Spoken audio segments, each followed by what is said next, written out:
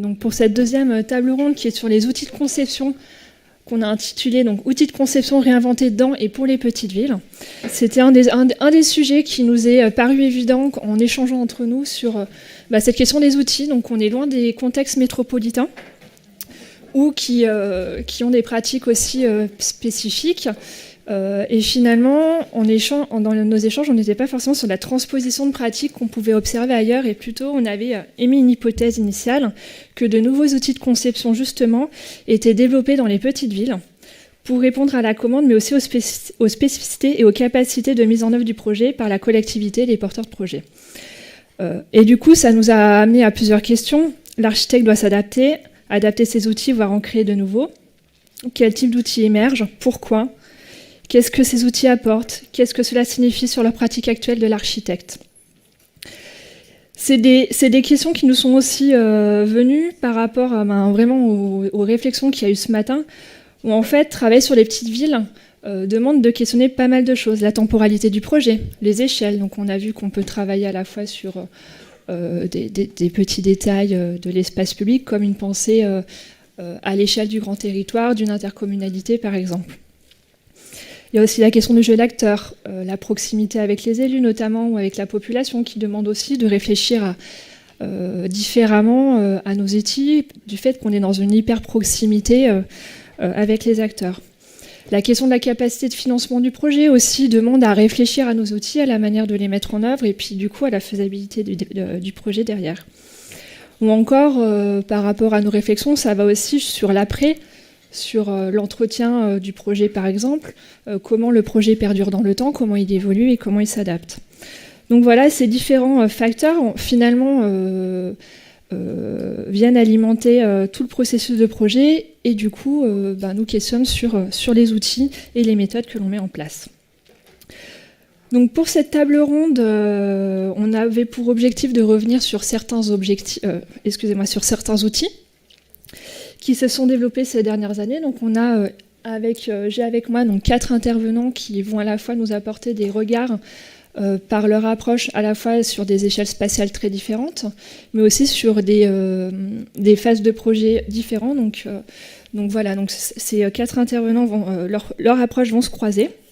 Donc sur ma droite, nous avons Clément Bélanger qui est cofondateur de l'agence Codex, qui est paysagiste et qui est dans une équipe basée sur Lyon. Donc ensuite, nous avons Simon Tessou, qui est architecte, qui est directeur de l'école, mais qui est avant tout directeur de l'agence du Rouget, basée dans le Cantal. Nous avons ensuite monsieur Bernard Quiraud, qui est architecte basé dans la Haute-Saône, si je ne dis pas de bêtises. Et ensuite, nous avons Florence Sarano, qui est architecte et professeur à l'école d'architecture de Marseille, qui, en fait, par rapport aux premières personnes que je vous ai présentées jusque-là, ont une pratique d'agence. Florence va questionner justement ces aspects par rapport à la pédagogie et du coup, comment ces évolutions d'outils ont un impact aussi sur la pédagogie. Et pour finir, nous avons Christine Lecomte, que j'espère m'entend bien et que vous voyez pour le moment en haut. Oui, je vous entends très bien. Bonjour à tous. En haut à droite, à gauche, enfin en fonction de comment on est, et qui est donc présidente de l'Ordre des architectes et du coup va nous apporter aussi des éclairages par rapport aux questions qu'on va se poser cet après-midi, de son point de vue et notamment sur l'évolution des pratiques professionnelles au niveau de l'architecture et comment ces évolutions de méthodes et d'outils ont des répercussions. Donc je laisse Clément Bélanger commencer pour 10 minutes.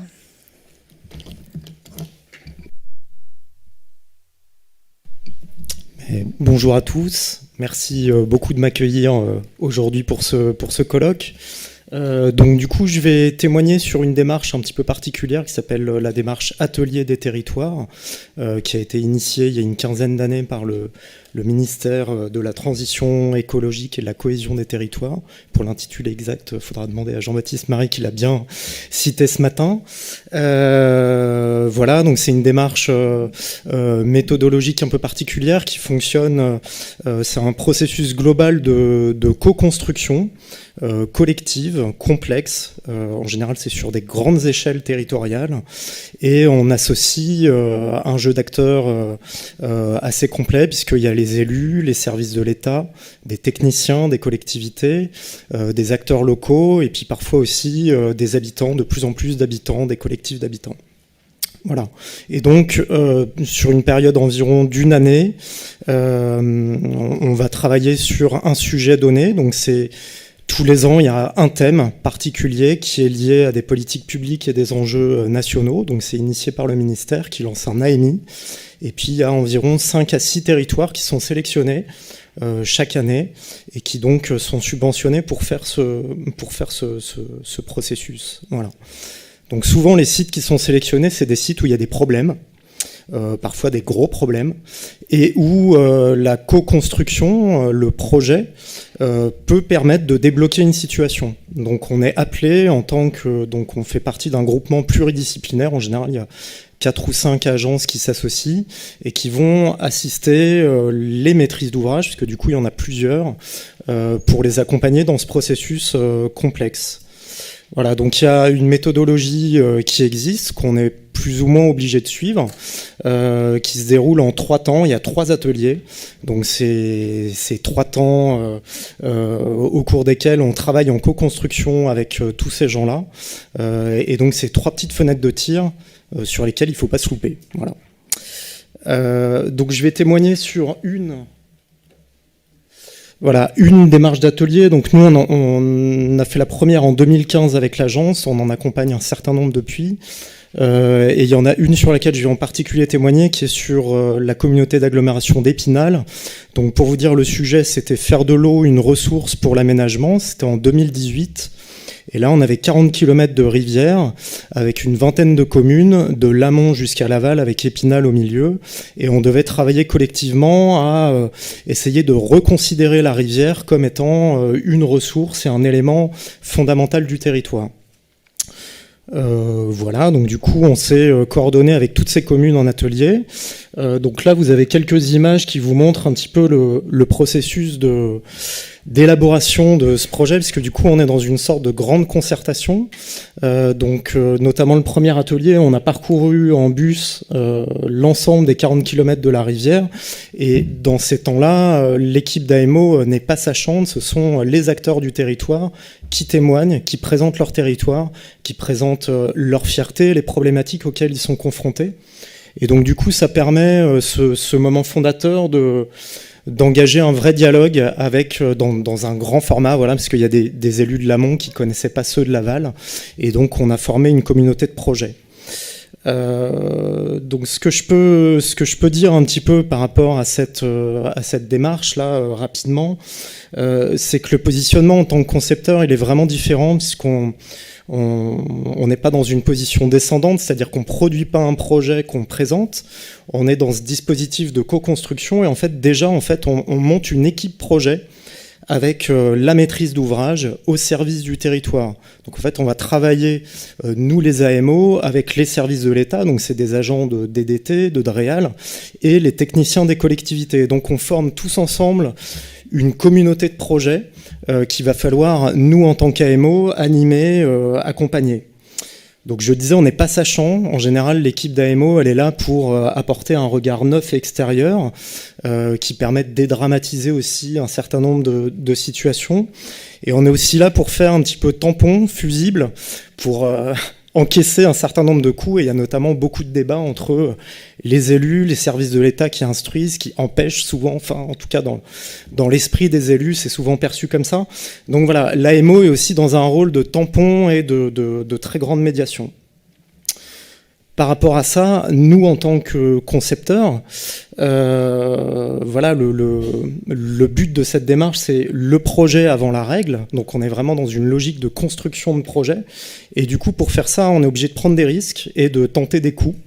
Donc l'idée c'est d'amener un petit peu sur un plateau un certain nombre de situations de projets à des élus qui souvent n'y ont pas accès. Donc là notamment sur les vingtaines de communes le long de la Moselle dont je parlais, il y a beaucoup de petites communes qui ont rarement accès à des commandes publiques qui sont en lien avec l'aménagement. Et donc du coup voilà, on a une sorte de vitrine qui est offerte et qui permet d'essayer en fait de transformer un petit peu l'essai. Alors nous à l'agence on travaille beaucoup en montrant un certain nombre de situations. Donc là par exemple au deuxième atelier on est revenu avec des images pour expliquer comment fonctionnait la rivière, parce qu'en fait on s'est rendu compte au cours de cette démarche que les élus et la plupart des acteurs du territoire ne comprenaient plus comment fonctionnait cette rivière et ce qu'il fallait faire pour lui redonner de la place. Donc voilà, on a parlé des crues, on a parlé des épisodes de sécheresse. En 6 mois, on est passé à de très fortes inondations, à un niveau d'étiage extrêmement faible, avec beaucoup de poissons qui étaient en train de mourir. Donc voilà, tout ça en l'espace de 6 mois. Et donc ça nous a permis en fait de reposer un certain nombre de questions. Et donc à l'atelier 2, on revient avec des éléments un petit peu prospectifs pour tester des solutions, essayer de voir qu'est-ce qui peut prendre auprès des élus et des acteurs du territoire. Alors en général, après, on aboutit au bout de ces 1 année de démarche à ce qu'on appelle un plan guide. Donc là, vous avez une représentation du plan guide sur les 40 km de la rivière où on a défini un certain nombre d'espaces. Ce plan guide, il s'adosse à ce qu'on appelle une feuille de route. C'est un certain nombre d'objectifs et d'actions sur le court, le moyen, le long terme. Et là, vous avez quelques points verts que vous voyez sur la carte qui sont ce qu'on appelait des sites démonstrateurs, qui sont des sites de projet qu'on a un petit peu sélectionnés en se disant, bon, bah là, on pense qu'il y a de vrais enjeux et donc on va proposer des images pour aider les gens à se projeter. Donc là, vous en avez 2 qui sont plutôt en situation urbaine. Donc vous avez la traversée d'Épinal, la Moselle dans Épinal. Aujourd'hui, c'est un tube pris dans des ouvrages techniques. Il n'y a plus tellement de place en fait pour la nature dans cette traversée. Et puis à gauche, vous avez un site qui a fait l'objet en fait d'une étude de faisabilité par la suite pour faire un grand parc inondable aux portes de la ville, à l'interface entre 3 communes, et donc faire une nouvelle porte de sortie à la Moselle en sortie d'Épinal. Voilà. Donc peut-être pour conclure, donc ça c'est des situations de projet. Voilà, il y en a un certain nombre qui fonctionnent et du coup qui font sens auprès des élus. Ce matin, dans les témoignages, on disait, voilà, dans la prise de risque, il y a beaucoup de sites de projets sur lesquels on se projette. Évidemment, on ne peut pas faire du projet sur tous. Mais c'est vrai que sur cet atelier des territoires, il y a eu pas mal de petits. Donc, je parlais de cette étude de faisabilité qui s'est déclenchée grâce à cette démarche et qui, du coup, a permis, en fait, de définir un lieu de projet grâce à cette co-construction. Depuis, nous, on a été missionnés par la communauté d'agglomération sur 2 autres sites. Il y a des élus qui ont beaucoup apprécié ces temps de démarche en 3 ateliers qui, du coup, nous ont demandé de le faire sur une toute petite commune de 500 habitants. Et puis là, aujourd'hui, on travaille sur 75 km du canal qui longe la Moselle pour renouveler tout le patrimoine arboré qui est dépérissant. Voilà, donc il y a un certain nombre de projets qui ont pu s'initier. Alors c'est pas toujours le cas, hein. Sur un certain nombre de démarches d'ateliers, ça ne débouche pas. Mais tout ça pour dire que voilà, ces commandes-là n'auraient pas eu lieu si ce grand processus de co-construction ne s'était pas engagé à cette échelle-là. Alors, je vais m'arrêter là. Merci Clément pour cette première intervention. Là, par rapport à ce que tu viens de dire, ça va permettre de faire le relais avec l'intervention de Simon sur justement la question de la feuille de route et du plan guide, donc sur une vision à long terme du territoire et comment en fait on articule peut-être à une toute autre échelle. Donc là, on va aborder la commune du Rouget, donc dans le Cantal. À une toute autre échelle, justement, on a ces outils, donc le plan guide qui émerge et qui est de plus en plus important en fait dans les études qu'on peut voir aujourd'hui sur les petites villes. Donc je vais te laisser, Simon, poursuivre cette sur ce sujet. Donc voilà, je vais vous parler d'un seul projet en fait, qui est un plan guide effectivement au Rouget. Alors pourquoi je vous parle de celui-là? Tout simplement parce que je suis à la fois donc, un prestataire de service, mais aussi un habitant de ce territoire-là, ce qui du coup me tient à cœur, puisque j'arpente ce territoire au quotidien. Et je voulais juste dire que finalement, ce plan guide n'a pas fait l'objet d'un appel d'offres. En fait, on a proposé ce plan guide aux élus lorsqu'ils sont venus nous voir pour repenser en fait la transformation des abords du terrain de foot. Et en fait, ça faisait plusieurs années qu'on travaillait pour les élus locaux pour des micro-projets. Et en fait, ce qui nous a semblé important, c'était d'essayer de partager en fait finalement un récit commun qui faisait défaut. C'est-à-dire que finalement, il y a beaucoup de projets qui se font par micro-opportunités, soit de financement, soit par des micro-lobbies qui se manifestent. Par exemple, je ne sais pas, les pétanqueurs, ils veulent un terrain de pétanque, les joueurs de foot veulent un vestiaire, ainsi de suite. Ce qui est très bien, on répond à la demande. Mais en même temps, ce qu'on a proposé aux élus, c'est d'imaginer que chaque opération puisse contribuer finalement à l'émergence de quelque chose de plus. C'est-à-dire que finalement, l'addition de ces petites opérations pouvait être le vecteur d'une urbanité plus intéressante, à partir du moment où elles sont pensées de manière concomitante. Donc on a dessiné une série de cartes très simples, déjà pour expliquer le territoire à nous-mêmes, déjà, parce que c'est un territoire complexe à comprendre. On n'est pas dans une ville constituée, on est dans un territoire très particulier qui est un bourg. Vous voyez l'image en haut à gauche, et le Rouget à la fin du 19e siècle, c'est-à-dire que le Rouget n'existe pas. Le Rouget apparaît avec la création d'une gare ferroviaire en plein milieu de la Pampa pour des raisons complètement techniques, c'est-à-dire qu'il fallait ravitailler les locomotives à vapeur en eau après une rampe très importante. Et donc autour de cette gare s'est constitué en fait un bourg plutôt de commerçants et puis de services qui s'est en fait établi le long des chemins ruraux. C'est-à-dire que vous voyez, il y a deux tracés, le tracé de l'ingénieur, une tranchée, une grande tranchée dans le paysage. Alors que l'urbanisation, elle va plutôt se développer autour des chemins ruraux, donc plutôt dans un registre vernaculaire. Et puis, vous voyez, à partir des années 45, les habitants demandent leur indépendance administrative au gouvernement français. Le président, Charles de Gaulle, en fait, donne l'indépendance administrative aux Rougettois. Et donc, c'est ce qu'on appelle, nous, le basculement en fait, du Rouget vers le sud, avec la création d'une sorte de centre civique. J'ai une image, je crois, qui l'illustre, juste après. Voilà, un centre civique qu'on voit en haut, à droite. C'est une photo de 1973 et qui montre en fait la création de cette place, la mairie, l'église, l'école, la poste, et cette grande place un peu déserte, sur un grand remblai. En tout cas, cette photo, elle montre quelque chose de très beau, c'est que le village, il s'est implanté aussi sur la ligne de partage entre le bassin versant du Lot et le bassin versant de la Dordogne à gauche. Voilà, les pieds au sec, parce qu'on est sur un territoire plutôt humide. Donc je reviens sur ces cartographies qui montrent en fait ce basculement du développement du Rouget plutôt au sud, et puis ensuite une grande vague d'anthropisation qui est illustrée sur la photo en bas à droite, avec la création d'un plan d'eau, la déviation de la route nationale qu'on voit en bas à droite, et puis voilà, ces développements pavillonnaires le long des voies de communication ou sous forme de lotissement.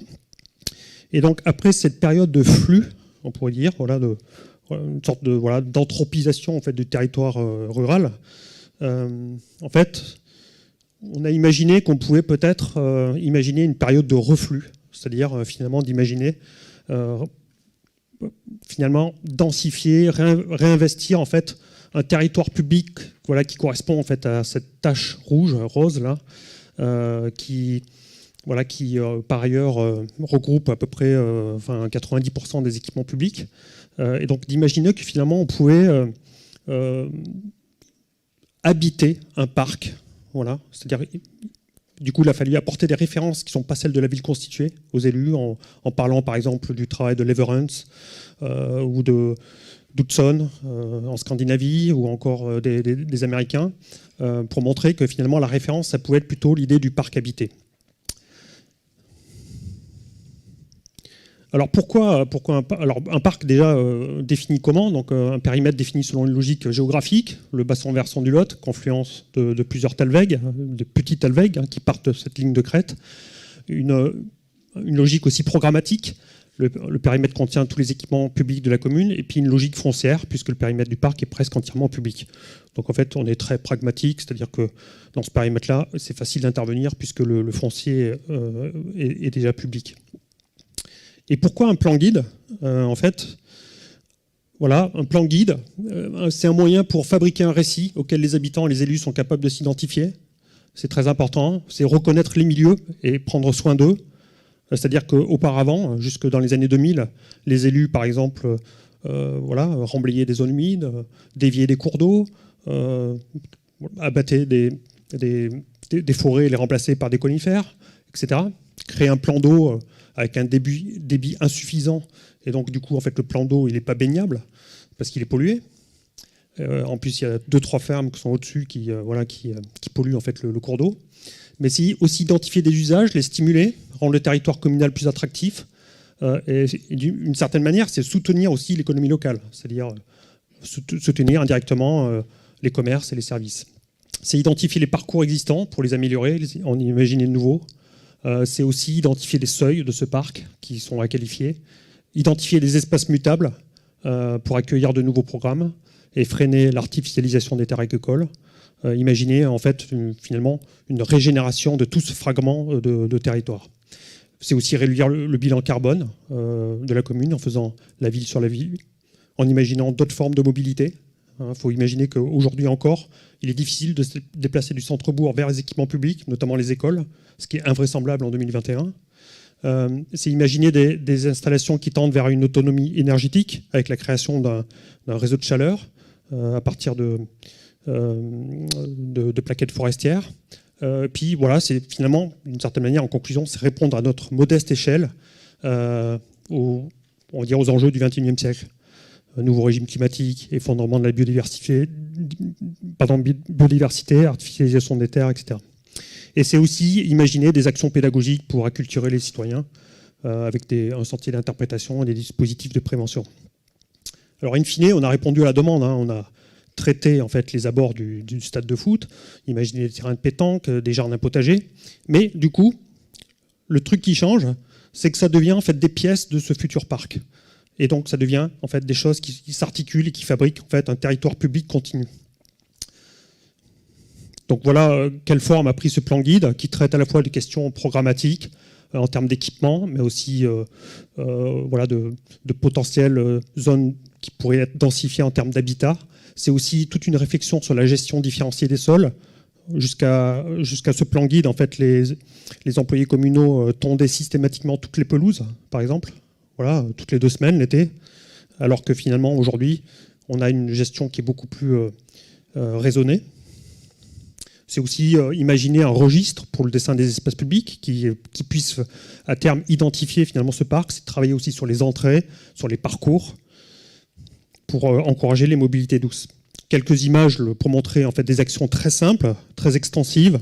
Voilà, par exemple la requalification d'un ancien foirail en contrebas de l'église, sous forme de plateformes polyvalentes qui sont le support en fait de manifestations diverses. C'est de là qu'on tire le feu d'artifice le 14 juillet. On organise aussi des marchés ou des vide-greniers. C'est aussi imaginer une charpente de mobilité douce pour éviter que en fait, on prenne systématiquement la voiture pour se déplacer. Autour du plan d'eau, on a fait juste cette petite carte très simple pour inviter en fait, les élus à arrêter de rabattre systématiquement la répulsive qui apparaissait autour du plan d'eau, c'est-à-dire cette végétation spontanée qui apparaît autour du cours d'eau sous forme de sol, de bouleau, enfin toutes les essences pionnières qu'on peut trouver d'habitude. Et du coup, considérablement enrichir la promenade qu'on peut faire de ce tour de lac. Et puis imaginer aussi avoir une action sur la biodiversité, améliorer aussi la qualité de l'eau, puisqu'on sait que la végétation permet justement d'améliorer la qualité de l'eau. Voilà quelques images qui montrent en fait ce changement de paradigme avec une gestion différenciée des espaces verts.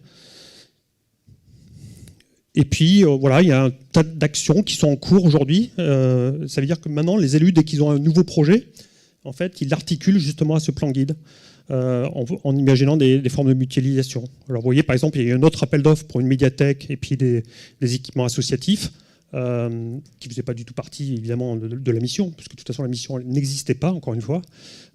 Mais par contre, il était demandé à l'équipe de maîtrise d'œuvre retenue, en fait, de choisir le site.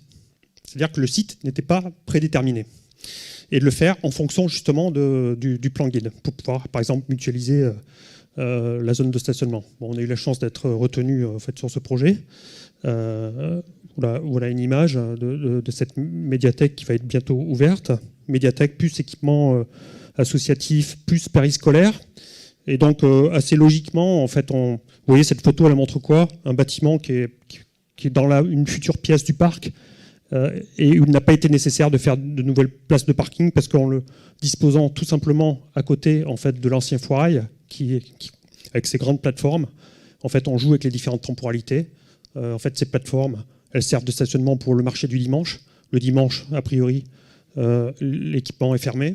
Et donc, en fait, il peut servir pendant la semaine, en fait, il peut servir pour le stationnement de ce nouvel équipement à proximité de l'école. C'est juste... c'est un détail tout ça, hein, mais... Bon, là, c'est une des salles, une des vues de la salle. Voilà, j'ai 2-3 minutes pour conclure. Charline, je conclus, hein, parce que là, c'est un peu descriptif, mais ce qui me paraît important de mettre en évidence, c'est que finalement, la valeur et la pertinence de ces interventions se mesurent sur le temps long, j'insiste beaucoup là-dessus, et par leur addition. Et qu'une continuité de l'action est nécessaire. Aussi, une certaine forme de stabilité politique, une stabilité de l'équipe de maîtrise d'œuvre. C'est-à-dire qu'évidemment, si on va dire les équipes municipales changeaient à chaque élection, ça serait un problème. Bon, il se trouve qu'au Rouget, en fait, il n'y a toujours qu'une liste, voilà, c'est comme ça. Bon, mais ça a un avantage, c'est qu'au moins il y a une forme de stabilité, et ça veut dire qu'on peut construire des choses sur le long terme. Parce qu'évidemment, ils ont des moyens en fait assez restreints, et donc finalement, on arrive à faire des choses en imaginant en fait des actions tous les 2-3 ans, mais pas un rythme plus important. Sur la question de la méthode de travail, en fait, ça se fait par des arpentages collectifs, hein, c'est-à-dire qu'on chausse les bottes, on va sur place, des échanges verbaux répétés, on est vraiment sur une culture de l'oral. Vous voyez le plan que je vous ai montré tout à l'heure, le plan guide, en fait, il sert presque plus à l'équipe de concepteurs qu'aux élus, quelque part. Nous, on le tient à jour en fonction des différentes transformations, mais les élus, eux, ils s'en foutent un peu du plan. Eux, ce qui les intéresse, c'est finalement les actions, le concret, quoi, des actions.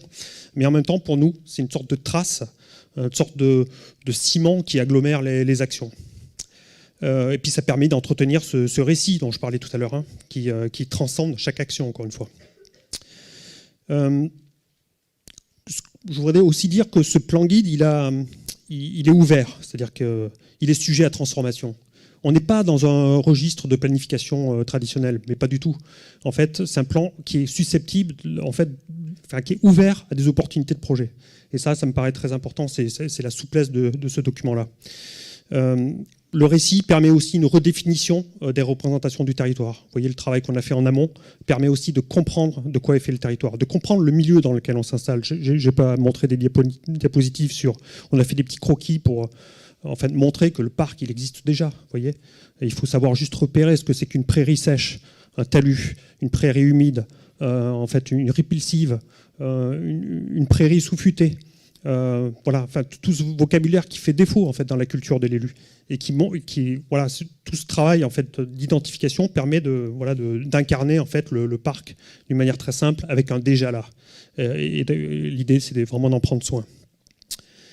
Voilà, donc peut-être du point de vue de l'architecte, ce qui peut paraître un peu étonnant, c'est qu'il faut accepter qu'on soit co-auteur, qu'on devienne co-auteur du projet.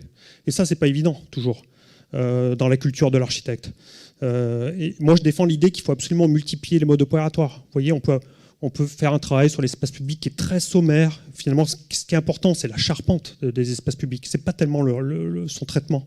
Et en même temps, on peut travailler le dessin de manière très précise quand on fait un édifice ou quand on a une opportunité pour le faire. Mais en tout cas, je pense qu'il ne faut pas opposer les modes de conception. Ça me paraît déterminant. Le but reste de faire vraiment, de changer les habitudes, les usages. Parce qu'on ne peut pas continuer à accepter qu'on se déplace en voiture pour faire 500 mètres dans un territoire rural. Or, aujourd'hui, c'est le cas un peu partout. Donc, il faut faire les choses, même si elles sont faites d'une manière très, très sobre et simple. Et donc, du coup, l'esthétique des projets varie en fonction de la place qu'occupe l'architecte. Les transformations doivent être évaluées, non pas en termes d'objets finis, mais plutôt en termes de processus, me semble-t-il. Voilà. En gros, l'intérêt se déplace presque plus des pleins vers les vides, lesquels prennent pour moi une valeur essentielle. Il s'agit en fait d'installer des sortes de grandes figures territoriales faites d'interventions en fait successives, sommaires, peu coûteuses et sujettes aussi à amélioration dans le temps. Voilà, une sorte d'urbanisme de petites choses. Je vais en rester là. Merci. Merci Simon pour ton intervention. Donc, ce qui est assez intéressant, donc sur les 2 premières interventions qu'on a eues, donc on a un peu un même objet fini finalement, un plan guide, mais 2 cadres d'intervention, donc entre une mission lancée par un ministère et puis la construction d'un projet, donc un tout autre processus. Il y a quand même un objectif commun dans ces méthodes qui est l'accompagnement, en tout cas des élus et des acteurs du territoire, dans la définition d'un projet commun et du coup leur donner suffisamment d'outils pour ensuite agir sur le territoire. On va basculer à une toute autre échelle avec l'intervention de Bernard Quiraud qui justement va nous parler de l'accompagnement, mais là plutôt à l'échelle de l'édifice et de l'habitant. Voilà, il va plutôt revenir sur son travail sur la commune de Pem et son... Il vous exposera mieux que moi. J'espère de ne pas vous avoir mis mal à l'aise par rapport à mon propos. Non, pas du tout, merci. Bonjour à tous. Je n'ai pas d'image parce que je suis là plutôt comme représentant d'une association que comme architecte, j'estime. Je ne ferai pas de discours non plus sur la politique de l'État, parce que je ne pense pas qu'un système qui contribue à allumer un incendie soit le mieux placé pour l'éteindre. Je crois à l'action éminemment locale dans ce village de Pem où j'habite et où j'exerce. Et je crois au projet d'architecture comme instrument de connaissance d'un territoire et comme instrument d'action sur ce territoire. Donc, après de nombreuses années passées à Paris, à Besançon, etc., on a décidé de réinstaller l'agence d'architecture dans ce village de Pem, qui, comme ça a été dit, fait 1200 habitants, est en Haute-Saône, aux confins de la Haute-Saône, de la Côte d'Or et du Doubs et du Jura. Et cette association, je crois qu'elle a pu naître parce que d'abord on s'était occupé de la ZPPAUP, c'est-à-dire qu'on avait eu une réflexion sur l'avenir du village, la protection du patrimoine, et puis on avait construit aussi une école qui a permis de montrer aux habitants qu'avec un bâtiment, on arrivait à changer vraiment l'atmosphère du centre de cette commune. Alors, l'association elle a été créée en 2014, je crois. Elle avait pour but de donner des conseils aux particuliers, des conseils à la commune, et puis aussi d'organiser un séminaire annuel d'architecture. Elle est financée en grande partie par la DRAC, la Direction régionale des affaires culturelles, pour une moindre partie par la commune qui offre 5 € par habitant, et puis accessoirement par les cotisations des adhérents. L'action vis-à-vis des particuliers, c'était offrir un service gratuit, parce que je pense que l'architecte s'est tellement fait détester qu'il doit se racheter en quelque sorte, et qu'en offrant un service gratuit, il pouvait espérer reconquérir une place, une action dans cette société qui ne lui en laisse plus beaucoup. Donc on donne des conseils aux particuliers qui, il est vrai, ne pousseraient jamais la porte du cabinet de l'architecte, mais poussent la porte de l'association, qui est la même d'ailleurs, mais pour donner des conseils, soit très très modestes, pour une marche d'escalier, une couleur de fenêtre, voire pour refaire toute une façade, voire pour faire un projet plus ambitieux. Tout ça, évidemment, avec l'idée qu'il s'agit de restaurer le centre historique de Pem. C'est ça notre projet, c'est-à-dire on s'occupe très peu de la périphérie, on s'en occupe un peu de cette périphérie pavillonnaire, mais on s'occupe du centre historique, du centre ancien, qui est totalement dégradé, totalement à l'abandon, en tout cas pour une grande partie. Alors voilà, le but premier, c'est de redonner aux habitants de ce village un désir d'architecture.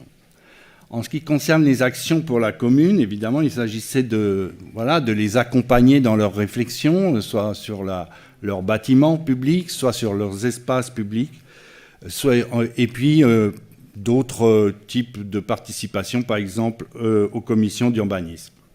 Alors ces actions vis-à-vis de la commune, c'est celles qui fonctionnent le moins bien, évidemment, mais j'y reviendrai rapidement tout à l'heure.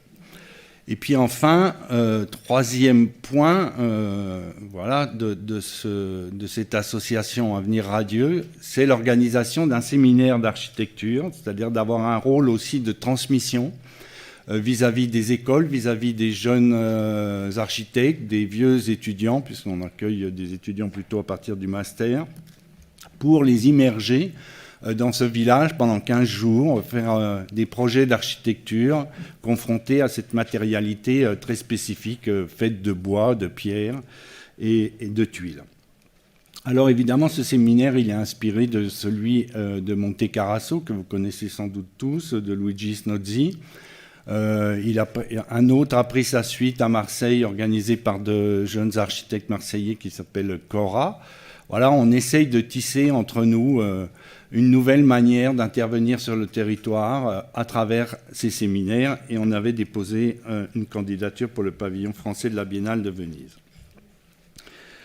Alors, qu'est-ce qu'on peut tirer comme conclusion après ces 5 ans d'exercice? Je crois qu'on a donné pas mal de conseils aux particuliers, on a fait quelques projets, on a montré, je ne vais pas rentrer dans le détail, ça serait trop long, et je vais laisser du temps à ma voisine. On a montré que dans ce tissu ancien, on pouvait le transformer, on pouvait apporter de la lumière, tout ce qui a déjà été dit ce matin, démolir, etc. Mais par contre, on a échoué, je pense, avec la commune, puisqu'on n'a pas réussi, malgré tous nos efforts, et Simon en a été un peu témoin, à porter la commune derrière nous, à lui faire croire à nos actions. Ce qui fait qu'on a décidé de rompre la convention qui nous unissait à cette commune et de se retourner vers la société civile, comme on dit, vers les habitants, vers les autres associations de ce village, pour essayer de construire un projet. Et pour ça, il faut qu'on devienne plus professionnel, je pense. Et on va embaucher un jeune architecte agrégé de philosophie à mi-temps pour réfléchir au futur de l'association, pour faire un plan guide, justement. On est en retard sur le Rouget, évidemment, qui est une commune extrêmement dynamique, contrairement à nous. Et avoir un diagnostic beaucoup plus précis de l'état du bâti, faire ce genre d'études d'environnement aussi. Moi, je suis persuadé que, en tout cas, mon grand combat en tant qu'architecte, c'est une lutte contre l'isolant. Et je pense que toutes ces constructions anciennes de ces villages peuvent se passer d'une certaine manière d'isolant, et il faut en démontrer un peu scientifiquement les qualités thermiques et environnementales. Donc on va devenir en quelque sorte plus sérieux dans les années qui viennent. Qu'est-ce que je peux dire? Un autre combat qu'on doit mener, c'est là où ça prouve que la politique de l'État, franchement, j'y crois plus beaucoup. Il se trouve qu'il y a un carrefour qui est à 2 km de toute habitation, et notamment de ce village de Pem, dont le projet est de le transformer en une zone commerciale et artisanale. On a beau se battre, écrire au préfet, grâce aussi à Christine qui est là, se procurer les textes nécessaires et les opposer au préfet et aux élus, pour lutter contre cette aberration qui va tuer les derniers commerces du village. Mais ce combat est très dur à mener, et j'ai l'impression que cette zone, on va être obligé de l'occuper si on veut qu'elle ne se fasse pas. La dernière chose que je peux dire, c'est que cette association, elle voudrait Voilà, moi maintenant j'ai envie de réaliser en quelque sorte, je ne sais pas s'il faut dire la prophétie, non, mais en tout cas le souhait de Fernand Pouillon, qui était de dire que les architectes devaient être sur les chantiers, que les architectes devaient être même construire leurs bâtiments eux-mêmes, voire devenir des entrepreneurs. Et donc on a aujourd'hui le projet avec un jeune qui revient d'Inde après une expérience dans un organisme proche du studio de Mumbai, de créer en quelque sorte une petite entreprise pour rénover ces maisons dans ce centre ancien de Pem. Mais je crois à cette action éminemment locale, un village, un architecte, et je ne crois pas du tout à des études génériques sur 15, 20 villages et sur un territoire. C'est déjà très compliqué de connaître ce territoire en particulier. Et ce séminaire, dont j'ai oublié de dire que, outre le fait d'accueillir des jeunes, il est très très suivi par les habitants, il propose des films, il propose un cycle de 5 conférences à peu près pendant ces 15 jours. On a accueilli des tas d'architectes, Gilles Perraudin, Jacques Lecan, Simon Tessou et d'autres. Voilà, merci.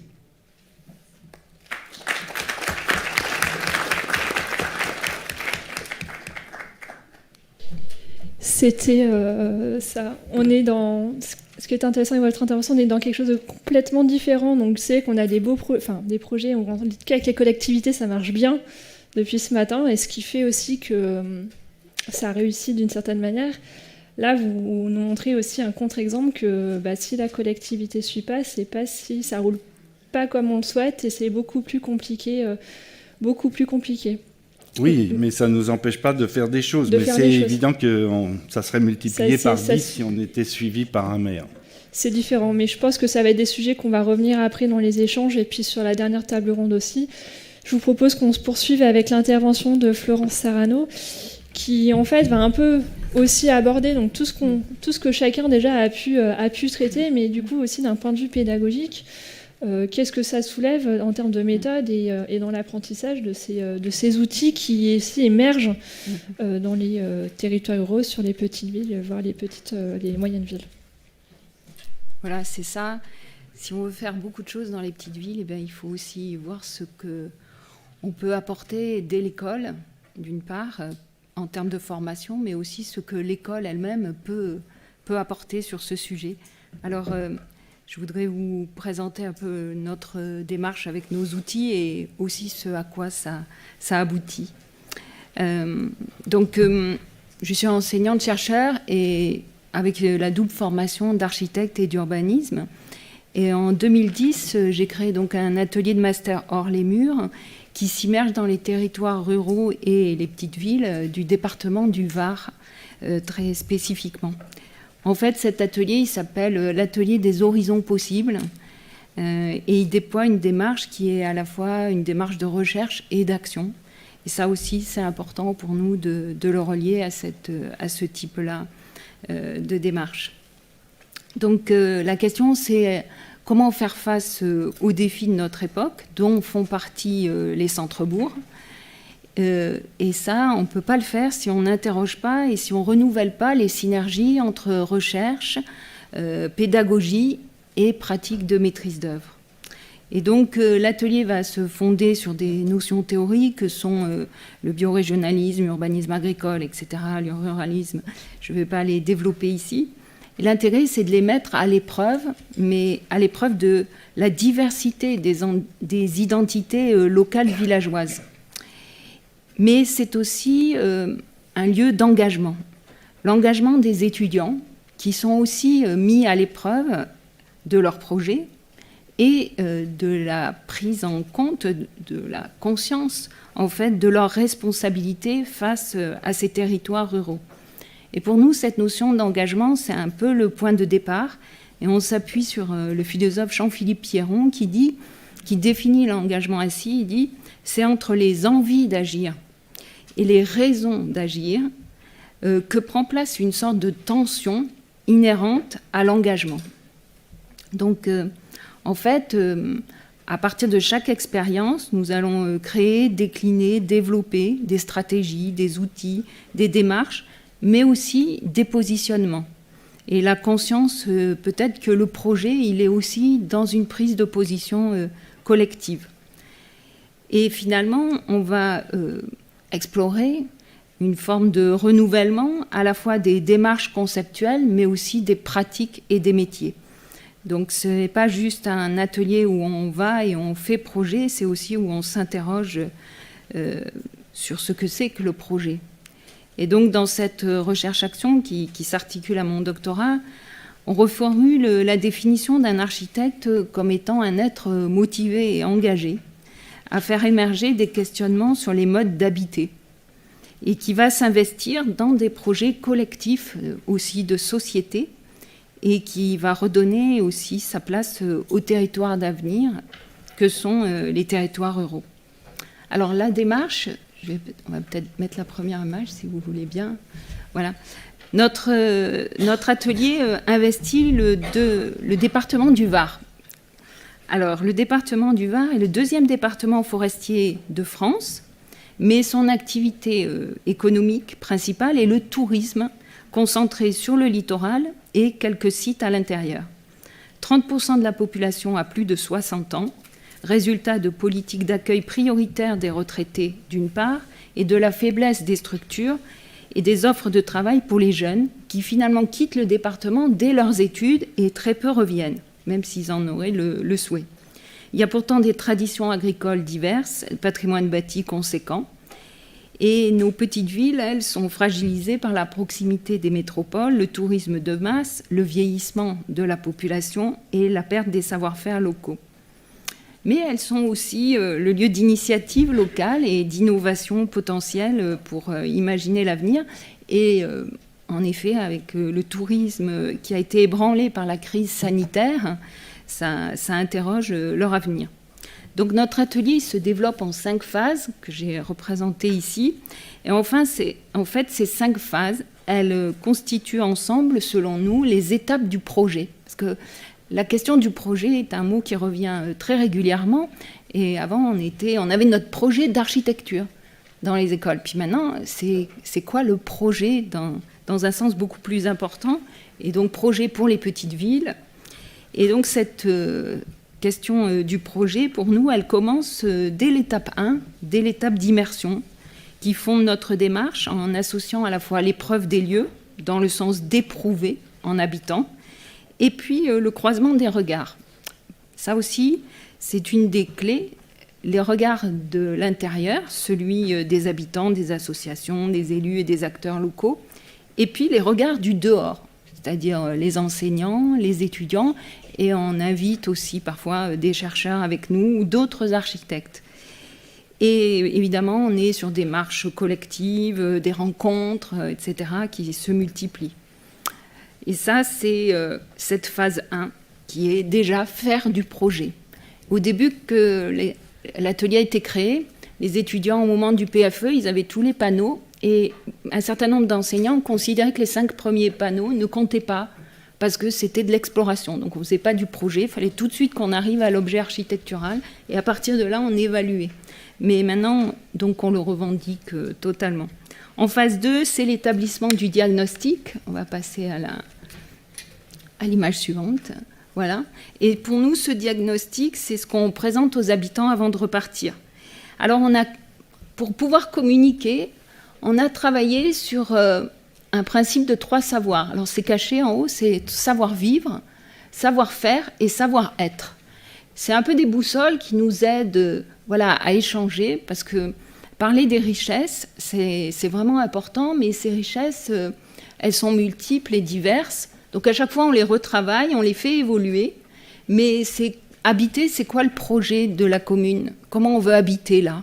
Le deuxième, c'est tous les savoir-faire qu'on peut avoir. Et le troisième, c'est comment on vit ensemble, en fait. Et donc, ça, ces 3 savoirs, on les a créés ensemble avec les habitants et avec les étudiants. Mais ce qu'on mesure avec ces savoirs, c'est pas seulement les richesses. Pour nous, elles sont importantes, les richesses, mais c'est aussi les lieux de conflit. Et donc, on définit des richesses et des conflits, c'est ce qu'on voit, et on transforme les richesses en enjeux et les conflits en opportunités de projet. Pour nous, le conflit est en fait à se saisir. Alors pour les architectes, avant, il y avait les contraintes. Déjà, Mais maintenant, on est parti sur cette notion de conflit. Puis après, on arrive sur la 4e phase. On va voir l'image d'après. Et l'image d'après, donc, ça présente l'établissement de 2 scénarios. Ces scénarios, on utilise à la fois des cartes, des BD, on a différents formats. On a ce qu'on appelle le scénario dystopique, c'est-à-dire qu'on ne va pas tenir compte des richesses et on va amplifier les conflits dans la commune. Voilà où elle peut aller. On monte la trajectoire. On se saisit de tout, par exemple, là, sur la manière dont ils cultivent les vignes, qui sont en train totalement d'épuiser les sols. Ils ont beaucoup d'eau, il n'y a pas de problème, mais par contre, l'eau est en train d'être polluée. Donc, il y a... Voilà comment on accentue tous les risques. Et puis le 2e scénario qu'on appelle atopique, qui tient compte des richesses locales, passées, présentes, et transforme les conflits en projets. Donc ces 2 scénarios, en général, ça permet d'échanger. Puis à partir de ces scénarios, les étudiants vont s'en saisir. Donc tout ce travail est collectif, et après ça devient individuel ou en groupe pour pouvoir développer donc plutôt le scénario atopique. Et donc là, on va être dans des stratégies de projet qui vont associer les acteurs potentiels, ce qu'on appelle aussi des architectures actives ou architectures leviers, et des aménagements, et d'imaginer les projets dans 2 ans, 5 ans, 10 ans, 20 ans, 50 ans. Et finalement, les projets sont présentés aux habitants, aux acteurs, ce qui donne lieu généralement à des échanges assez intéressants qui souvent se présentent de la manière suivante en 3 temps. La première chose, c'est qu'ils nous disent on ne voit plus les choses de la même manière. Bon, donc déjà, on est arrivé plus ou moins à décaler le regard, et de la même manière, donc autrement, ce n'est pas encore bien défini. Et puis après, ce qui les intéresse aussi, c'est la capacité à se saisir de la diversité sur la commune à travers les 3 savoirs, et pas de pointer seulement un endroit. Et puis la 3e, c'est... que pour chaque projet qui sont proposés, il y a vraiment des principes de synergie, de complémentarité, et de se dire que l'ensemble fait que la commune est considérée un peu comme un organisme vivant où on a besoin les uns des autres. Et cette vision en synergie, elle est intéressante parce qu'elle permet à chacun de trouver sa place, en tout cas dans ceux qui nous écoutent. Et puis après, on publie notre travail et on le laisse en débat parce que c'est des questions, c'est des propositions, c'est pas obligatoirement... voilà. Donc l'important pour nous, c'est de prendre en compte le plus d'enjeux possibles, d'imaginer que chaque projet puisse s'inscrire dans un scénario général qui renvoie au récit dont tu parlais tout à l'heure, et aussi que d'autres futurs projets puissent venir aussi dedans. Pour les situations de conflit, ce qui nous intéresse, c'est de voir comment l'architecture peut être une opportunité pour soigner, pour renverser, et que finalement, ce qui paraît négatif peut devenir au contraire positif et porteur de projets et d'avenir. C'est vraiment les synergies d'action. Ce qui est important pour nous aussi, ce sont les cycles de vie et comment on peut penser avec ces cycles de vie. Je vais vous montrer un petit exemple. En haut, c'est toutes les paroles des habitants aussi qu'on collecte et qu'on voit dans telle situation ce qu'ils diraient, puis dans telle autre. On va passer à la diapo suivante. Voilà, ça c'est 5 exemples de pistes de travail qu'on avait sur un des semestres, voilà. Qui sont en synthèse aussi présentés et qui vont être développés par différentes séries de projets. Et ce qui est important aussi pour nous dans ces synergies d'action, c'est vraiment de penser les emboîtements des projets entre eux, mais de se dire qu'ils peuvent fonctionner comme des déclencheurs de changement par eux-mêmes. Donc c'est cet équilibre à trouver entre le levier, le système qui va permettre de faire évoluer une situation, mais aussi les complémentarités. Et je voudrais juste terminer avec l'exemple, un exemple de projet. Alors nous, on travaille aussi avec un paysagiste, des architectes spécialistes de la construction bois, et puis aussi un anthropologue. Et ça, c'est un moulin à papier qui va utiliser les eaux traitées de la centrale des eaux usées pour fonctionner, qui fabrique du papier à partir des repousses de mûriers, donc les arbres ne sont pas abattus. Et ça reprend une technique traditionnelle japonaise. Et ça, c'est aussi important pour nous d'être local. C'est pas que être local de l'endroit où on est. Il y a plein de localités qui peuvent aussi se croiser. Et donc les mûriers, en fait, ils jouent un rôle de protection de ces vignes dont je vous ai parlé, qui sont fragilisées par les changements climatiques et qui vraiment appauvrissent totalement les sols. Donc les mûriers participent à la régénération des sols.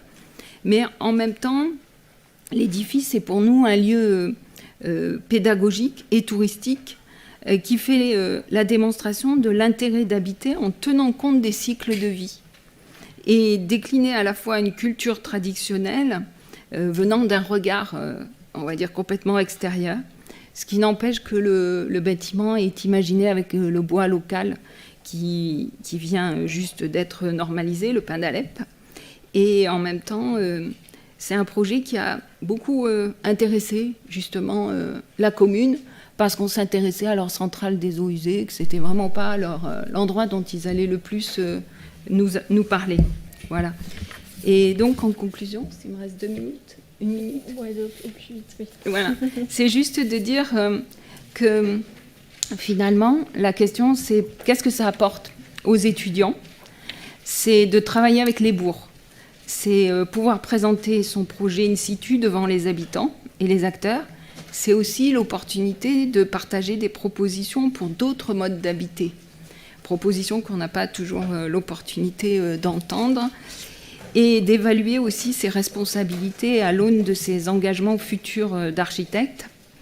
Pour les enseignants, c'est développer des ateliers qui permettent aux étudiants de se construire des compétences à partir d'expériences, mais aussi de développer sa capacité prospective et de critique vis-à-vis de la démarche du projet et des pratiques. Pour les écoles, c'est peut-être imaginer des ateliers qui pourraient se dérouler durant 1 an dans un semestre tout entier, immergé dans un bourg et être entièrement hors l'école, en fait. Et puis, pour les bourgs, c'est l'occasion d'avoir des débats plus tranquilles avec les étudiants, sans trop d'engagement, mais peut-être mesurer que ce que les étudiants proposent pourrait être demandé, c'est-à-dire des commandes plus larges et plus importantes pourraient être demandées par ailleurs. Et en dernière phrase, beaucoup des projets qui sont issus de nos travaux ont des vocations pédagogiques, de formation, de sensibilisation au métier de la forêt, différents types. Et finalement, c'est intéressant parce que peut-être derrière ces projets qui sont des lieux où on apprend ensemble, où on se forme, c'est peut-être ça aussi dont on a besoin, parce que ce qu'on apprend, c'est aussi les manières d'habiter dans l'avenir ces territoires-là. Donc la dimension de formation, elle n'est pas juste pour développer telle ou telle filière, c'est aussi des manières d'habiter. Voilà.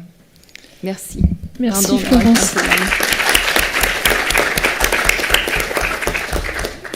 C'est que Clément n'a pas forcément abordé ce sujet-là, mais on y reviendra après. Mais en tout cas, il y a quelque chose qui est clair dans chacune de vos présentations, c'est les questions de l'habiter. Bon, le titre du colloque, c'est réhabiter, mais la place et sur le terrain, Simon et Bernard, vous habitez, si j'ai bien compris, sur la commune sur laquelle vous intervenez. Les étudiants ont une phase d'immersion qui est quand même relativement importante.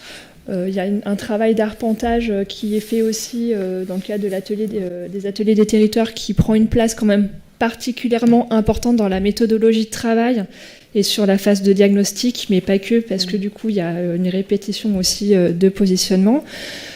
Je vais laisser la parole à Christine Lecomte qui va peut-être pouvoir réagir en fait par rapport à ce qui vient d'être dit donc sur nos cas intervenants et puis par rapport peut-être à votre vision au niveau national, les échos que ça peut avoir avec ce que vous observez vous au niveau de l'ordre. Déjà, peut-être la première chose, c'est de rappeler le contexte actuel. 40% d'émissions de gaz à effet de serre mondiales proviennent de la construction, 66% des déchets proviennent du bâtiment en France. On double dans le monde tous les 10 ans notre production de béton et on est en pénurie de matières premières. Autant vous dire que la matière première que compose le patrimoine de nos villes est devenue aujourd'hui une ressource inestimable et inestimée et que l'on manque peut-être de considérer globalement aujourd'hui. Alors en France, c'est vrai qu'on a une question qui est assez fondamentale, c'est la perception qu'on peut avoir du potentiel qu'il y a dans ces territoires et de la manière dont on doit continuer à faire évoluer nos pratiques pour pouvoir justement passer d'un moment où on était au XXe siècle peut-être accro au neuf et à la possibilité de le faire, au siècle des énergies fossiles, dans un autre siècle où aujourd'hui on a vraiment des enjeux qui sont tout autres, mais qui ne veulent pas dire qu'on doit pour autant abandonner nos aspirations. Et donc aujourd'hui notre articulation et notre enjeu, c'est comment est-ce qu'on se positionne à la fois sur les aspirations habitantes tout en travaillant sur les enjeux écologiques et sociétaux qui sont là. Et donc ce que je trouve formidable dans les petites villes, c'est la manière donc finalement à cette échelle-là, à cette échelle de la proximité qui est extrêmement importante, on arrive à retrouver le contact, l'innovation, à reprendre possession de notre rapport au milieu naturel, à reconsidérer la géographie dans l'acte architectural et peut-être en réaction à tout ce qui vient d'être dit parmi les 4 interventions, un certain nombre de points. La première chose, c'est l'adaptation nécessaire de nos pratiques. Plusieurs participants l'ont énoncé sous forme de séminaires, de résidences d'architectes, de diagnostics en marchant, de conseils en amont, de regards beaucoup plus élargis, dézoomés à 360, qui nous ancrent aussi dans un territoire que l'on connaît et sur lequel on n'atterrit pas sans avoir de positionnement, et qui nous amène finalement aussi à un élargissement de nos pratiques qui s'était potentiellement quand même fondamentalement réduit. Et quand on regarde ce que font les étudiants à l'école par rapport à ce qu'on peut demander à un architecte classique dans une grande ville, qui est finalement parfois juste venir poser un bâtiment sur une parcelle dans lequel il aura à peine le choix pour un projet, aujourd'hui, on a un élargissement des pratiques qui se fait et que les architectes prennent à bras le corps pour accompagner les territoires, et notamment dans l'amont, tout ce qui est la pré-programmation, la construction de la commande, la conception en elle-même, mais également, et ce qu'on voit naître aussi, c'est la gestion et le suivi. Et cet ancrage territorial et cette fabrication d'un récit suivi pour que finalement tout le monde identifie et comprenne dans quel sens va le territoire. Parce que finalement, cette importance des ressources, de la géographie, de la compréhension du territoire, c'est comment est-ce qu'on arrive aussi à avoir un écosystème, en fait. Et la position de l'architecte dans ce rôle-là, notamment près des élus et près des habitants, c'est bien de partager qu'est-ce qui pourrait être le récit. Et ce récit, il est forcément construit à plusieurs. Et donc, ça pose aussi la question de ce qu'on a pu voir dans les années 90, une position un peu démiurge de l'architecte qui arrivait et qui posait un projet. Aujourd'hui, je rejoins tout le monde là sur la question du co-auteur, de la co-construction, avec peut-être des postures qui sont dans la relation, l'écoute, l'humilité, la proximité, aller chercher finalement à réparer ce qui existe déjà à partir de la considération pour l'existant. Et cette évolution de pratique, nous on la voit à l'ordre, chez les jeunes, mais pas que, parce que finalement on voit aussi ceux qui n'ont pas aujourd'hui besoin forcément de porter de titre pour porter les valeurs et l'engagement de l'architecte et de l'architecture. Et cette discipline de l'architecture aujourd'hui, elle est partout, et on a finalement aujourd'hui pas forcément besoin de déposer un permis de construire pour produire et participer à l'acte architectural. Et là, vis-à-vis des élus locaux qui sont dans la salle, il y a vraiment une compréhension de se dire, mais finalement, cette discipline, c'est vraiment une discipline qui peut apporter et venir en amont des enjeux, nous aider à construire notre projet de territoire.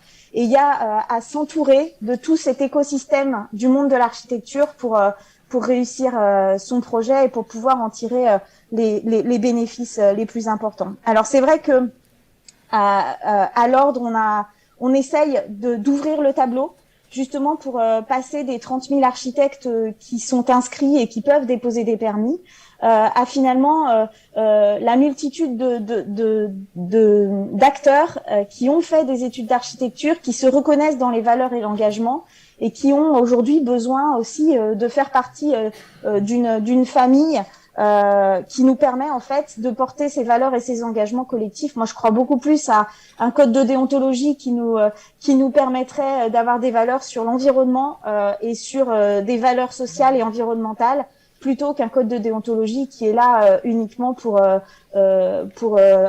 faire une forme de punition, on va dire, les uns envers les autres. On a un enjeu dans le siècle, et les architectes ont une grande part à prendre auprès des territoires. Les projets qui viennent d'être présentés le montrent. Je pense à ce que disait Bernard tout à l'heure sur ce centre commercial où je vois très bien où il est par rapport à PEM. Je pense il faut pas s'arrêter, il faut se battre. Moi, je vais retourner vers toi pour qu'on en discute. Mais aujourd'hui, chaque petite action territoriale est une pierre hyper importante et qui clairement, le patrimoine, le territoire, c'est le bien commun de la nation. On peut plus en faire qu'un produit économique ou marketing, ou laisser ça à cette volonté un peu économique d'étouffer la terre. Donc, prenons soin de ce que nous avons déjà, et effectivement, servons-nous de l'architecture pour ça.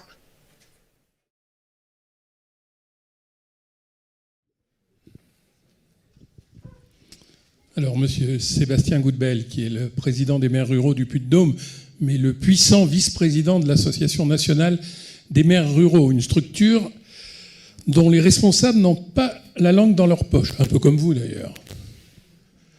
Vous avez la parole, Sébastien. Merci à tous, merci pour la qualité effectivement de vos interventions. C'était juste un petit point d'actualité qui s'adresse plutôt à Bernard Quirault. Pourquoi vous n'êtes pas passé du côté obscur de la force en devenant vous-même élu local pour être à la manœuvre, aux manettes? Parce qu'à un moment, on est tous acteurs de son territoire, et quand on voit que ça ne va plus, ce que j'ai fait moi en 2001 quand j'étais un peu plus idéaliste que tout de suite, mais plein de convictions, le terme c'est mis le bordel au conseil municipal, puisqu'on était tout un tas de jeunes non élus, et on a sorti le maire en place et tous les adjoints. Et effectivement, voilà, cette question, mais je crois que quand les territoires appartiennent aux gens, à un moment, c'était un peu de la provocation sympathique et rigolote, mais je crois qu'il ne faut pas avoir de filtre, et il faut foncer à fond. Voilà, mais en tout cas, merci pour ce que j'ai entendu, qui correspond bien à ce qu'on a besoin et une nouvelle pratique dans nos territoires ruraux. Merci. La question est claire, monsieur Quirault. Pourquoi vous conduisez pas une liste au municipal? Je suis d'accord pour ne pas avoir de filtre. Je pense qu'on vit une époque où il ne faut plus du tout avoir de filtre. Mais en tout cas, j'aimerais bien, mais je ne le ferai pas parce que je veux continuer à être architecte et je veux continuer à travailler pour cette commune et faire tout ce que je peux pour ce petit village. Mais ce que j'ai voulu dire tout à l'heure, c'est-à-dire en coupant nos liens avec la commune actuelle et en montant un projet avec d'autres, les autres associations, par exemple, le prochain sujet du séminaire, ça sera une maison funéraire. Je pense que je peux regrouper beaucoup de gens autour de la mort. Et voilà, c'est l'idée de monter un projet pour la future municipalité, évidemment. Maintenant, j'espère trouver des gens qui s'en empareront.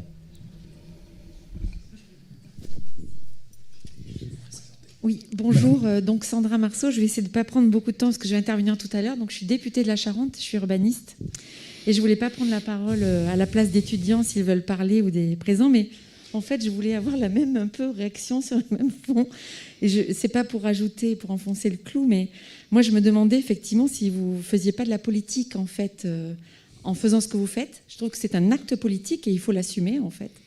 Mais politique au sens de stratégie. Et en fait, il y a un fil conducteur, je trouve, dans vos démarches.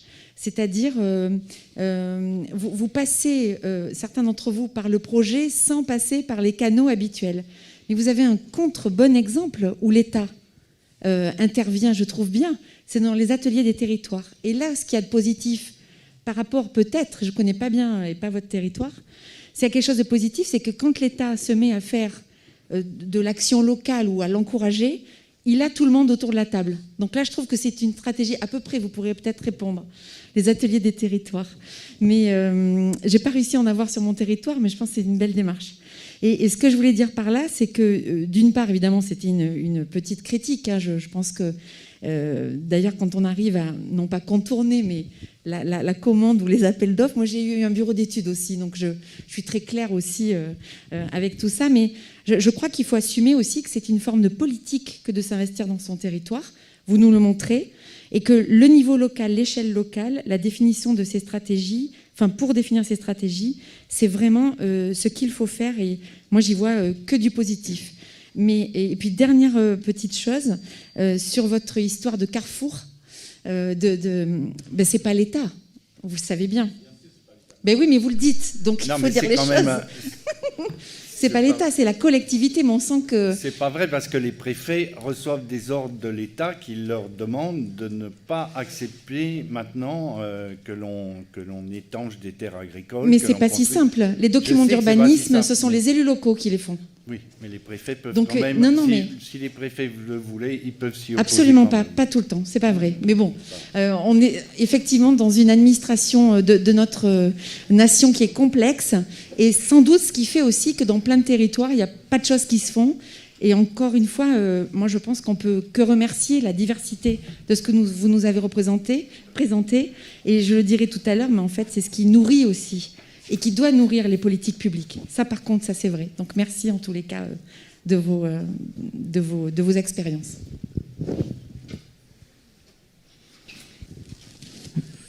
Merci. Juste une remarque, mais pas très longtemps pour... Oui, Nicolas Detry, architecte et enseignant ici à l'école d'architecture de Clermont-Ferrand. Une petite remarque pour... Merci de toutes ces présentations et les présentations de Bernard Quirault qui disait une petite ville, un architecte. Et c'est vrai qu'on a quand même des exemples dans l'histoire qui sont quand même des très très grandes réussites. Urbino, la ville d'Urbino avec Giancarlo De Carlo, Ljubljana avec Joseph Plečnik, Pesme avec Bernard Quirault, Grillon avec... comment il s'appelle encore? Grillon, aidez-moi. Maguesson, merci, excusez-moi. Voilà, et donc c'est peut-être une piste, peut-être une lignée dans laquelle vous vous inscrivez, Bernard, je ne sais pas. Ljubljana et Plečnik, par exemple. Je n'ai pas cette prétention. Bernard Quirault, vous êtes au centre du débat. Non, je ne veux pas être au centre du débat. Je voudrais quand même répondre à madame. Moi, je crois en l'État quand même, justement. Je pense que l'État a beaucoup trop disparu de l'aménagement du territoire. Aujourd'hui, il n'y a plus personne qui s'occupe de ces territoires ruraux en termes d'aménagement, à part les CAUE. Moi, je ne manque jamais une occasion de saluer l'action des CAUE, que je trouve sont les derniers, vraiment les derniers à faire ce travail sur ces territoires ruraux qui sont abandonnés par beaucoup. Quant à Ljubljana et Pingusson et le reste, voilà, restons à la juste mesure, comme dit Alvaro Siza. Oui, bonjour Jean-Luc Outarel, enseignant dans cette école. Je suis ravi d'être venu aujourd'hui, en fait, comme organisateur un petit peu, pour entendre les exposés qu'on vient d'avoir sur une évolution manifeste de pratiques ancrées dans les territoires, ancrées dans le proche. On a eu un exposé de Moon Jun qui disait sensiblement la même chose que vous juste avant, avec un développement absolument merveilleux d'une relation au patrimoine qui s'incarne dans une production architecturale contemporaine très inventive. Mais qu'à travers, c'est à la conclusion finalement de vos exposés, d'entendre la présidente de l'Ordre parler d'évolution le cadre déontologique de la profession, je pense que là, la conclusion valait la peine de venir aujourd'hui. Je crois que nous sommes sur une démarche qui peut s'ancrer dans l'évolution de notre profession et j'en suis absolument ravi. Comme je réitère mes remerciements de nous avoir accueillis pour le palmarès que nous avons proclamé hier sur les travaux de fin d'études de cette année. On voit une évolution de cette profession qui va vers une écoute beaucoup plus fine, une sensibilité et une modestie qui peut-être la faire avancer vraiment. Je peux passer le micro maintenant.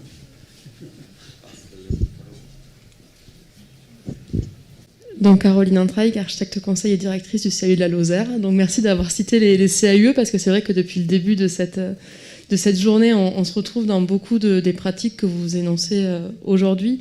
Et c'est vrai que, pour revenir à la leçon de ce matin, c'est vrai que le territoire ruraux sur lesquels on intervient, en fait, ils sont en perte de confiance totalement. Et je trouve que l'apport qu'on a, nous, en tant que professionnels de l'aménagement, architectes, paysagistes, urbanistes, c'est vraiment de montrer aux élus que leur territoire, ce sont des lieux positifs. Et c'est vrai qu'on a eu des expériences avec des étudiants qui sont venus sur notre territoire. Et les élus, ils sont vraiment sensibles au regard positif qu'on peut porter sur leur territoire. Et parce que les seuls exemples qu'ils ont, c'est des exemples urbains. Par exemple, quand ils veulent faire une place, mais les seules images qu'ils ont, c'est l'image de la place urbaine. Pour eux, c'est le signe de la modernité. Et c'est vrai que de venir sur leur territoire pour leur dire que le territoire est positif et que c'est pas forcément le plus petit département de France, c'est très important. Et je pense que tout le monde doit jouer son rôle là-dessus. Voilà. Bonjour, Monsieur Priolet de la DDT du Puy-de-Dôme. J'ai entendu souvent le mot État en disant État, absence des territoires.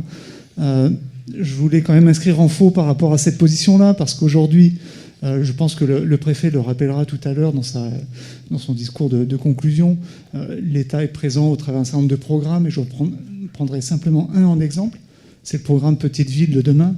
Aujourd'hui, on parle de réhabiliter les petites et moyennes villes, et ce programme-là est bien pour ce cœur de cible-là. Et aujourd'hui, au travers de ce programme-là, l'État est particulièrement présent en accompagnement.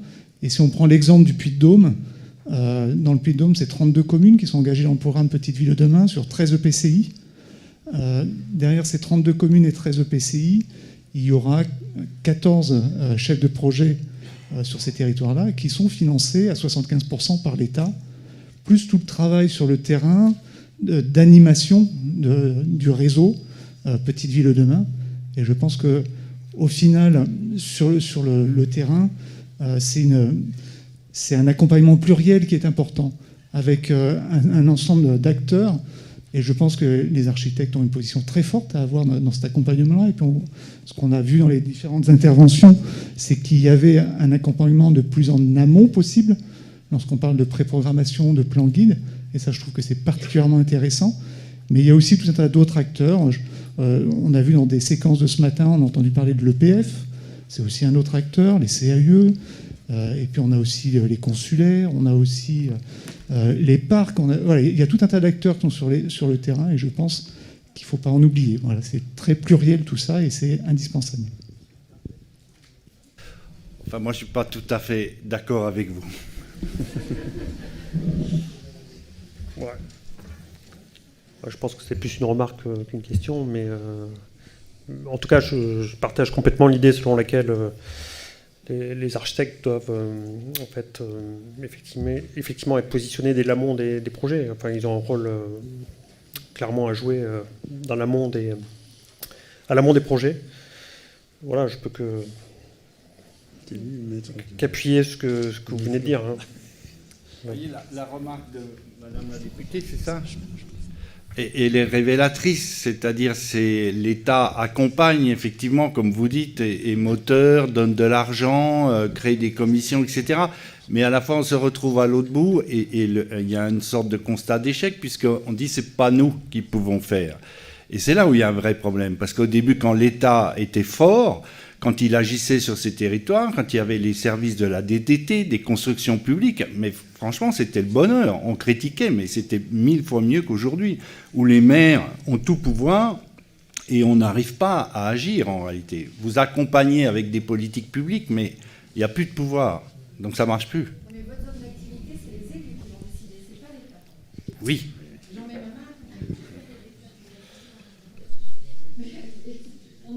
Ça fait 40 ans qu'on est en décentralisation. Les élus décident. C'est pas le monsieur de la DDT qui a bien confiance. Et j'ai la chance, pardonnez-moi, d'être sur les deux en fait. J'ai été citoyenne, j'ai été un peu militante, j'ai monté une association dans mon village, j'ai été élue locale et je suis députée aujourd'hui. Je peux le dire, c'est pas si simple. Et encore une fois, je comprends vos démarches. Mais c'est pas si simple. On peut pas dire pardon, mais. Je pense que. Je suis là pour défendre mon métier. Oui. Non, mais bien sûr. Je pense que ça dépend bien sûr des élus avec qui on collabore. Hein. Je pense que les situations sont très contrastées. Oui, voilà. En fait, il y a des projets qui se passent très bien parce qu'il y a une forme de collaboration très créative et qui se met en place. Et puis d'autres fois, en fait, les projets se passent très mal parce que en fait, le dialogue est tout simplement impossible. Et moi, j'ai effectivement été témoin d'une situation à PEM qui est dramatique. C'est-à-dire que en fait, le maire a absolument pas conscience en fait de la chance qu'il a d'avoir sur son territoire un architecte comme Bernard et l'association qu'il a montée, qui pourrait être en fait un vecteur de transformation considérable à PEM, et c'est bien dommage. Voilà. Après, il y a des élus, je tiens à le souligner, avec qui on collabore d'une manière absolument magnifique. Mais alors vous, madame, en tant que députée, est-ce que vous senteriez le besoin de légiférer sur un point précis par rapport à ce débat ? On en parlera sur la prochaine table ronde. Peut-être juste pour contrebalancer un tout petit peu, et puis pour aller dans le sens... Dans le témoignage sur la démarche Atelier des territoires, il y avait quand même l'idée de faire une équipe projet où ce n'est pas que les concepteurs, c'est bien avec les services de l'État. Donc, pour avoir travaillé avec beaucoup d'agents de DDT, de plein de DDT de France, je peux vous dire que c'est une situation qui est... alors certes, ça ne règle pas tous les problèmes, mais il y a quand même un engagement de l'État en mode projet, en équipe projet, qui est, dont je peux témoigner, hein, qui est quand même... C'est une démarche qui se démultiplie un petit peu, il faut que ça reste une exception, mais malgré tout, l'État et tous les partenaires, parce qu'à chaque fois on est associé à l'agence de l'eau, le CAUE, des PNR, donc tous ces gens-là sont partie prenante et se mettent en mode projet, et non plus instruction. Donc ça, je pense que voilà, je sais bien que ça règle pas les mêmes sujets, mais pour contrebalancer un petit peu et aller dans le sens de ce qui a été dit en réaction, je pense que c'est important. Merci. Charline, je veux bien dire un tout petit mot. Oui, Madame Lecomte, bien sûr. Non, juste pour rebondir un tout petit peu là-dessus, c'est que je pense qu'il y a une grande volonté de faire, mais qu'on a encore des politiques publiques qui sont parfois contradictoires et qui empêchent d'aller jusqu'au bout des actions. C'est-à-dire quand on est dans une politique de revitalisation des centres-bourgs ou petites villes de demain, etc., et que en parallèle, on a une CDAC qui accepte un centre commercial à 10 km, là, on est dans une contradiction de politique publique qu'on est en train de lisser. Et c'est là où aujourd'hui nos contradictions du XXe siècle, on doit les retravailler pour aller dans le sens du bien commun. Donc on les liste, ces contradictions, on les voit bien. Et donc ce qu'on peut attendre de Sandra, puisque voilà, c'est de nous aider à lisser ces contradictions et à pouvoir les emmener toutes dans le sens du bien commun et de l'intérêt des territoires. Merci, Madame la Présidente. Merci Madame la Présidente. Alors, nous allons prendre la dernière question. Non, moi, par rapport à cette notion de bien commun, je ne suis pas sûr qu'elle soit partagée, notamment par rapport à l'État. Quand on voit la gestion, par exemple, des forêts, où on est quand même sur des territoires ruraux, et je me demande un peu, nous, en tant qu'architectes, comment on peut agir, par exemple, sur des dimensions plus environnementales. Simon Tessou parlait de projets qui s'inscrivent dans le temps long. J'ai l'impression que ce temps long vient à manquer, en fait, par rapport à des urgences climatiques, des urgences énergétiques. Et j'ai l'impression que l'État n'accompagne pas beaucoup dans ce sens-là. Et je me demande, en fait, en tant qu'architecte, paysagiste, comment on peut agir. Est-ce qu'à un moment donné, il faut aussi aller du côté de la dissidence, de l'illégalité? Comment on peut intervenir? Comment on peut se positionner par rapport à des situations qui deviennent de plus en plus critiques? Donc je pose un peu la question aux 4 intervenants. Bon, je m'y colle, mais... non, vaste débat. C'est vrai qu'il y a une urgence climatique. Enfin bon, on ne va pas en faire tout le discours catastrophiste habituel, hein, mais on est dans une situation critique. C'est clair. Après, moi, je m'inscris un peu en faux sur le fait qu'il n'y a pas d'argent, quoi. Par exemple, il y a de l'argent public. En fait, on a la chance d'être dans un pays où il y a une redistribution en fait, de l'argent public vers les territoires ruraux et périurbains. Je pense qu'il faut... Il y a un sentiment d'abandon, ça c'est vrai, un sentiment d'abandon, et pour autant, il y a beaucoup d'argent public. La question, c'est plutôt de savoir qu'est-ce qu'on fait de cet argent et comment on le dépense. Pour moi, la problématique, elle est là plutôt. C'est-à-dire qu'on voit quand même des actions qui posent question en 2021, dans un monde qui est le nôtre. Donc voilà, enfin, moi je pense qu'on est quand même dans un pays riche, on a de la chance, on a de l'argent. La question, encore une fois, c'est de savoir qu'est-ce qu'on en fait.